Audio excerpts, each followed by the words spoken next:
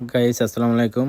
আজকে সকালবেলা পিরিজপুর থেকে এক ট্রাক ঝাটকা আটক করা হয়েছে। তো দেখুন, ঝাটকাগুলো এখন মাদ্রাসা ছাত্রদেরকে বিলিয়ে দিতে এসছে তারা। প্রশাসনের লোক তারা আটক করে ঝাটকাগুলো। দেখুন, এই ঝাটকা থেকে কত ইলিশে পোনা ভাইরে, তো কত মাছ হয়তো। দেখছেন, স্কুল মাঠের ধরতে গেলে এক মাঠ।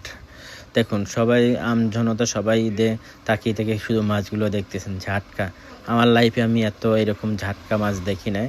এই প্রথমবার এত ঝাটকা মাছ আমার চোখে পড়ছে। তো এখন এই মাছগুলা সবাইকে বিলিয়ে দিতে কিছু বাইরের লোক বা লোকজন ধরে দিতে আছে। আর এই মাছগুলো মাদ্রাসায় ছাত্রদেরকে দেওয়া হইতেছে। তারা একটা ভালো সৎ কাজ করতে আছে।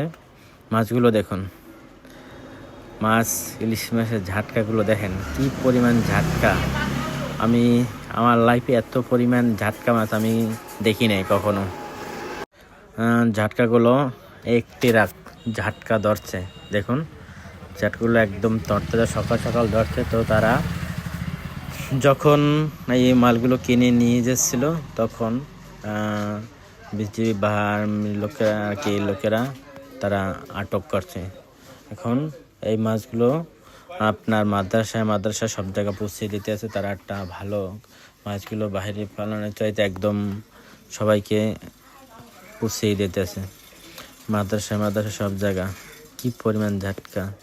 মাঝখান দিয়ে লস হয়েছে কাদের, যারা মালগুলো কিনছে ট্রাক দিয়ে, তাদের বিশাল পরিমাণ একটা ক্ষতি হয়ে গেল। দেখেন, এরকম ঝাটকা মাছ ধরা উচিত ছিল, তাদের কপাল খারাপ, তো সেই কারণে ধরা পড়ছে। দেখুন, সবাই দেখতে আছে। এত পরিমাণ ঝাটকা আমার লাইফে আমি দেখিনি। এখানে 25 মন মাছ, একটা আর দুইটা না। দেখেন, স্কুল মাঠের পাশে একটা ভান্ডারি আছে, তো সেখানে এত পরিমাণ ঝাটকা মাছ দেখছেন। সবাই তাকিয়ে দেখতেছে। কিছু মানুষদের চাইলে কিছু দিতেছে এরকম।